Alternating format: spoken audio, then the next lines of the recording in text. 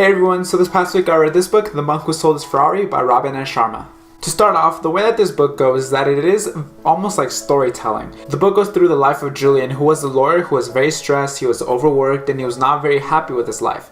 Even though he had a lot of money. He had a Ferrari, he had a nice house, but he did not have a good relationship with his wife. Unfortunately, his daughter passed away and things were not going well for him. He ends up having a heart attack, and that was a big pivotal moment in his life where he really understood how time was limited. And so what he ended up doing was that he sold all of his possessions and he moved over to India in order to find some sages that would be able to provide him lessons on what the meaning of life was all about. He finds those sages and he learns a lot. He comes back to his old firm, his old workplace, and he finds his old friend John. Upon meeting John, Julian then goes ahead and teaches him everything that the sages taught him. Through these teachings of Julian teaching John, you, the reader, finds out what Julian went through and everything that he learned. And therefore, it is almost like Julian's teaching us the lessons that he learned from the sages. So the first lesson that I found, that your mind is a garden. Your mind to begin with is full of flowers, roses, beautiful greenery that just shows life and vitality. Through the process of living with societal pressures, work and clutterness and all the stresses of life, different things happen and we don't take care of our minds all that well. What Julian therefore says is that if we're not careful, doubt in ourselves, in our ability to do things, negativity that we find through other people will essentially grow weeds in our mind. And those weeds will take out the life of the vitality, of the greenery. It will pretty much kill the flowers of our mind.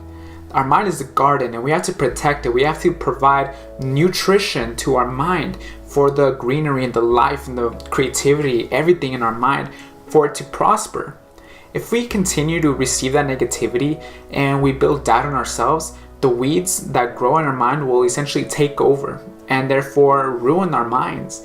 So we need to be very careful with what we add to our minds. Remember, your mind is a garden. Take care of it and make sure that positivity and life and vitality grow. Another lesson that Julian goes ahead and teaches John is that we need to develop good habits. Of course, this is very difficult because throughout our lives we develop habits, some good, but most of them will be bad. And an example that Julian provides is that a lot of people sleep, say, 10 to 12 hours a day. We may not do it, but it does happen, and we may know people that do this. And this is because they get used to it. They then go and justify this by saying that they're very tired and that their body needs it. In reality, Julian says that our bodies really only need about 6 hours of sleep a night, and everything else is just overkill essentially. To develop the habit of sleeping less, you need to essentially sleep less for 21 days straight.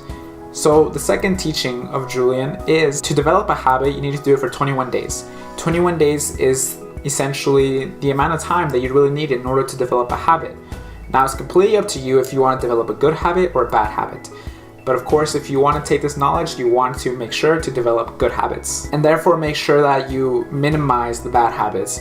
Either minimize them to the point that they don't impact your life as much, or just try to get rid of them altogether. But make sure to develop good habits and make sure to do it with the process of 21 days. Do the same thing for 21 days and it'll happen. As I'm sure we have known, and Julian says it in the book, if we start a new habit, the first few days are not going to be easy. Our bodies are going to want to stop because it's uncomfortable to us. But in order to grow in ourselves and our mindset and things that we do, we need to get out of our comfort zone. We need to do things that we don't find comfortable because essentially that provides growth. So make sure to develop good habits using the rule of 21. And the third teaching is something that I'm sure we've all heard multiple times, is how time is very important. Honestly, we cannot stress this enough. We all know that we are here on this earth for a limited amount of time. Yet, why is it that some people are able to do so many things while other people find that they lack time? We all have the same amount of time. It's just that some people are more efficient with their time and some people are struggling. What Julian says, and I think is kind of true, is that the busiest people are usually the ones that have the most time.